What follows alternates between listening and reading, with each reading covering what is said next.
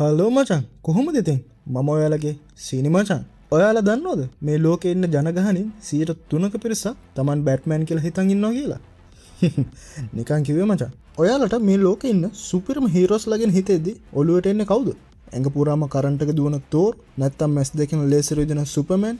හැබැයි මචං කිසිම සුපිරි බලයක් නැතුව නිකන් අපි වගේම සාමාන්‍ය මිනිස්සෙක් වෙලා මුළු DC විශ්වයේම ඉන්න දෙවිවරු වගේ ඉන්න හීරෝස්ලටයි පට්ටම දුෂ්ටයන්ටයි දුවන්න ගහපු පොරක් ඉන්නවා. ඔව් මචං. අද අපි කතා කරන්න යන්නේ අපේ බැට්මෑන් ගැන. කවුරුත් වැඩිය දන්නේ නැති බැට්මෑන්ගේ ඔරිජින්, පවර්ස් සහ වීක්නස් ගැන තමයි අද අපි කතා කරන්න යන්නේ. මුලින්ම අපි බලමු කවුද මේ බෲස් වෙයින් කියන්නේ කියලා. තෝමස් ඇන් මාර්තා වෙන් කියන්නේ ලොකු සල්ලිකාර පවුලක්. මෙයාලගේ වෙයින් එන්ටර්ප්‍රයිසස් එක ලෝකෙට ඕන කරන ස්පේස් ටෙක්නොලොජි, ආයුධ, ලොකු බිස්නස් වගේම මෙයාලගේ බිස්නස් එක ගෑවිලා නැති තැනක් නැහැ. ඒ තරම් කම්පැනිස් මෙයාලගේ වෙයින් එන්ටර්ප්‍රයිසස් එකේ තියලා තියෙනවා. ඒ විතරක් නෙවෙයි මචං. අපේ සුපර්මෑන් වැඩ කරන ඩේලි ප්ලැනට් එකත් මෙයාලගේ යටතේ තියෙන ආයතනයක් තමයි. ඉතින් එයාලගේ එකම පුතා තමයි මේ අපේ බෲස් වෙයින්. එයාව ආරක්ෂා කරන්න බට්ලර් විදිහට ආපු කෙනා තමයි එල්ෆ්‍රෙඩ්. හැබැයි මෙයා සාමාන්‍ය බට්ලර් කෙනෙක් කියලා හිතන්න එපා. මෙයාට මිලිටරි ට්‍රේනින් පවා තියෙනවා. ඉතින් බෲස් ඉඳලා හිටලා එල්ෆ්‍රෙඩ් ගාව කොහොමද ෆයිටිං ස්කිල් වැඩි කරගන්නේ කියලා ඉගෙන ගන්නවත් එක්කම ෆෝරන්සික් පැත්තෙන් ඩිටෙක්ටිව් වැඩවලටත් ඉන්වෝල් වෙන්න පටන් ගන්නවා. බෲස් වෙන් මේ ඔක්කොම කරන්නේ එයාගේ වයස 6දී. ඉතින් මෙහෙම එයාගේ ජීවිතය ගත කරන් යනකොට දවසක් රෑ යනවා තමන්ගේ අම්මයි තාත්තයි එක්ක තියටර් එකකට ෆිල්ම් එක බලන්න.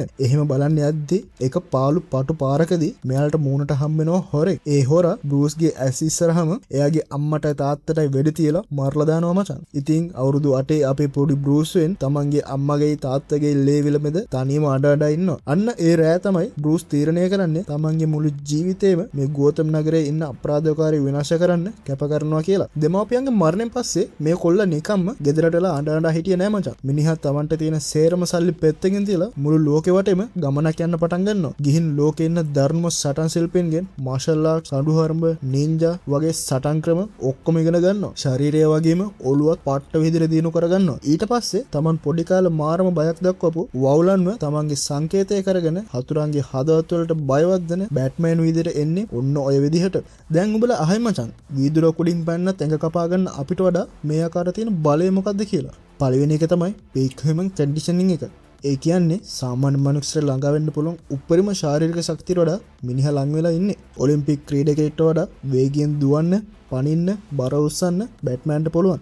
ඊළඟ එක තමයි මාස්ටර් මාර්ෂල් ආර්ටිස්ට්. බැට්මෑන් ලෝකේ තියෙන සටන් ක්‍රම 127ක් සම්පූර්ණයෙන්ම ප්‍රගුණ කරලා තියෙන්නේ මචං. ඒ කියන්නේ එයා ඉස්සරහ මැරෙව් 10ක් ආවත් තප්පර 10ක් යන කලින් එයාලගේ ඇටකටු තියෙන තැන් එහෙම වෙනස් කරලා යවන්න බැට්මෑන්ට පුළුවන්. ඊළඟ එක තමයි බැට්මෑන්ගේ මයින්ඩ් එකයි වෙල්ත්නස් එකයි. බැට්මෑන් කියන්නේ ලෝකෙන්න හොඳම ඩිටෙක්ටිව් කෙනෙක් මචං. ඕනෑම අමාරු ගැටලුවක් මිනිහත් තප්පර ගානකින් විසඳනවා. මෙයාගේ මයින්ඩ් එක කොයිතරම් ස්ට්‍රෝංද කියනවනම් ඩෙඩ්මෑන් ඇවිල්ලා ඩෙඩ්මෑන් කියන්නේ ගෝස් කෙනෙක්. එහෙමත් නැත්නම් හොල්මන. ඒ ගෝස් බැට්මෑන්ගේ මයින්ඩ් එක කන්ට්‍රෝල් කරන්න බලනවා මචං. ඒකත් බැට්මෑන් එයාගේ මයින්ඩ් එකෙන් තල්ලු කරලා දානවා. ඒ තරම් බැට්මෑන් එයාගේ මයින්ඩ් එකයි බොඩි එකයි කන්ට්‍රෝල් එකේ තියාගෙන ඉන්නවා. ඉතින් සටන් කරන්නත් පුළුවන්. මාෂල් ආර්ට්ස් උත් දන්නවා. මයින්ඩ් and බොඩි එක කන්ට්‍රෝල් එකේ තියාගන්නත් පුළුවන්. ඊට පස්සේ මොකද? ඉංජිනේරින් තමයි. බැට්මෑන් කියන්නේ පට්ටම සල්ලිකාරයෙක් නේ ඉතින්. ඇයි ඉතින් වෙයින් එන්ටර්ප්‍රයිසස් එක අයිතිකාරයනේ. සල්ලි තියෙන නිසා මිනිහා පට්ටම සුපිරි ආයුධ, පියාඹන බැට් මොබයිල් කාර්, බැට්වීන්, ප්ලේන් හදාගෙන තමයි ගේම ගහන්නේ. KTM කිව්වොත් මිනිහාගේ බැට් සූට් එක හැදුවෙත් මිලියන ගාණක් වියදම් කරලා.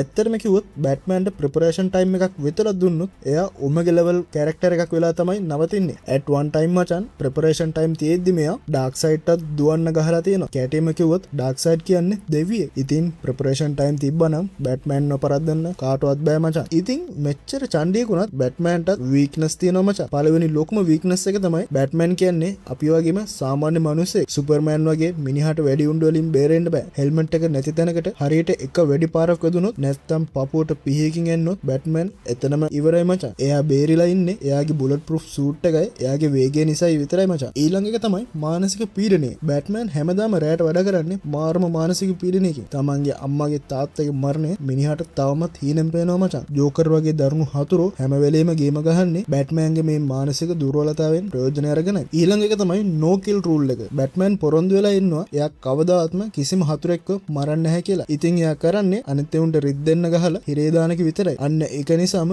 ජෝකර් වගේ කට්ටිය හැමදාම හිරෙන් පනලවෙත් ආය බැට්මන්ට වාද දෙන්න පටන් ගන්නවා. ස්ටාර්ටින් ටයිම් එකේ මෙයා අතේ ගන්න එකක් එහෙම තියාගෙන තමයි හිටියේ. මේ වෙනකන් කොමික් එකේ 8 දෙනෙක් මාරලා තියෙනවා. ඊට පස්සේ තමයි නෝ කිල් රෝල් එක ගනනලා මෙයාව වෙනස් විදිහට පෙන්වන්න හැදුවේ. ඉතින් මචංලා කිසිම සුපිරි බලයක් නැතුව තමන්ගේ හිතේ තියෙන වේදනාව සහ බය ශක්තියක් අරගෙන ලෝකේ බේරගෙන සටන් කරන බැට්මන් කියන්නේ නිකන් හීරෝ කෙනෙක් නෙවෙයි මචං. එයා ලෝකෙටම ආදර්ශයක් දෙන සැබෑ චරිතයකුත් එක්ක.